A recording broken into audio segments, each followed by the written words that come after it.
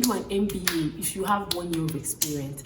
You will waste your money. The average age should be like 27. The average years of experience is like 6-7 years, because they expect that when you're doing an MBA, you are coming in to be able to contribute to the class and grow to the next stage of your career. One love, and I breathe. Hello people, welcome back to my YouTube channel. If you're a returning subscriber, if you're a new subscriber, drum rolls, you're welcome to my channel where I talk about everything that has to do with career, personal development, lifestyle, and everything in between. My name is Rachel, as you know, and this is my space. You're welcome. So today's video, I am going to be talking about something that has come up pretty often in my conversations with people, even during interviews, like when I have interviews and I see maybe a candidate who is currently doing an MBA, and I ask them, oh, why are you doing an MBA? And the response sometimes just makes it look as if people are taking advanced degree without necessarily knowing why. Hence this video. Now, I have put this video together to basically more like a tete-a-tete on when you should do a master's degree. Now, typically we have different people doing their master's degree for different reasons. If your primary reason for doing a master's degree is to jackpot, by all means do it. This video might not apply to you, but for people who are growing in their career, I just want to do this video, put this video together for you so that maybe you have a rethink, wait a little bit more if you haven't already, or re-strategize if you have. Now, we have different categories of people and the time that they do their master's degree. Some careers require you to do your master's degree before you're able to practice, like architecture. In Nigeria, for instance, and I don't know if it applies also around the world, you must have a master's degree before you can practice as an architect.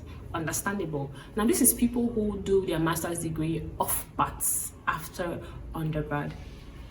This is not it might not be a very helpful way to go and might harm your career later on.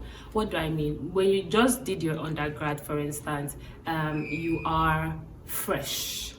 You might not have a defined career path yet, especially if you did something in your undergrad, in your BSc, that you did not want or that you didn't like. For instance, I did plant biology and biotechnology as my bachelor's degree. They gave me, I applied for something different, they gave me, and I did it for 4 years and I graduated.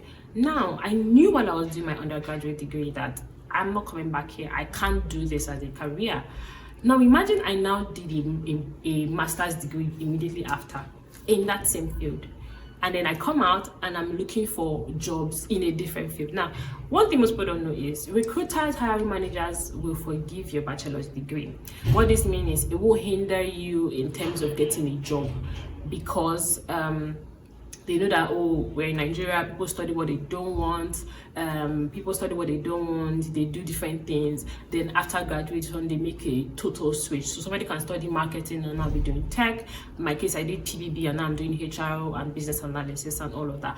However, when you now do a master's degree, an advanced degree in a field, they assume that you're building your career in that field. So for instance, you studied political science, you did a master's degree in political science, you just did a master's degree in political science, and then you're applying for HR roles. It gives this person does not know what they're doing, even at their age, even as a graduate, they don't know what they're doing. So you want to be sure that you're building your master's degree should typically be a stepping stone to the next stage of your life. What do I mean? So say you've worked for 3-4 years, you want to start exploring managerial roles, you cannot say, okay, I want to do an MBA. If you even look at the average MBA, like the class size, the class statistics in an average MBA class in the US, you'd see that the age is around the minimum age. The average age should be like 27. The average years of experience is like 6-7 years, because they expect that when you're doing an MBA, you are coming in to be able to contribute to the class and grow to the next stage of your career. Don't do an MBA if you have 1 year of experience. You will waste your money. That's the summary of it all. You will waste your money because you're going to go there. It will just be like your undergraduate degree all over again. Because when you graduate from an MBA, especially in the US now, you are competing in the job market for people who have 6-7 years experience, and you with your 1 year experience, you want to be contributing for managerial roles. It's not clicking. So even if you get entry-level roles, you won't get paid as much as your other counterparts who waited to have experience before doing an MBA would get paid. Do you understand? So you want to ensure that you have worked in the industry, you have experience, and now you want to build on the experience that you have, get a master's degree or an MBA, and move on to the next stage of your career. That's one. The second is a master's degree is a great avenue for you to make a career switch. Say you've been working in a particular role, for instance, and you want to switch. You've done classes and all of that, but now you want to move on to the next stage. You can do a master's degree in that new career path that you want to do, you want to be in. When you do that master's degree, you can now leverage on that, the skills, your network, and all of that to move fully into this career that you're going to. However, don't do it because they say you should do a master's degree, or they say it's time to do a master's degree. So you can have people who, you go on LinkedIn, people who have 2-3 master's degree. You're burning money. It's like you're a trust fund baby. You're burning money. You're spending money for a degree that is not going to be of any immediate effect to you. If you do a master's degree as an entry-level person, it makes you overqualified for the role. I see a CV, this person has a master's degree, and I'm like, we can't pay this person. Even without particularly speaking to the person, because there's a bias. Even if I put the job, the salary on my job ad, I still have a bias that this person has a master's degree, this is an advanced person, compared to somebody who has a BSc and 1 year of experience. Recruiters will most likely go for the BSc person who they will now train and all of that. But you coming in with your master's degree and you want them to hire you as a graduate trainee role, as a graduate trainee person, or for a graduate trainee role, is shooting yourself in the foot. So don't get a master's degree until you are sure of the career path that you want to go for. Don't get an MBA with 1 year of experience. It would not, the ROI for you will not be great.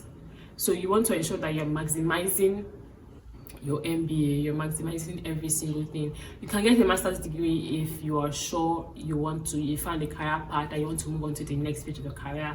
Like some companies, for instance, when you look at their career path or their career progression, they'll tell you that, okay, to move from an assistant manager to a manager, you need an MSc degree. That's a good time to apply to get a master's degree, so you'll be able to move on to the next stage of your career and all of that. You can get a master's degree if you want to transition careers into something totally different, like maybe business analysis, a business degree, consulting, and all of that. You can get an MBA to boost your career to the next level, but be very cautious and careful when you're doing a master's degree very early on in your career.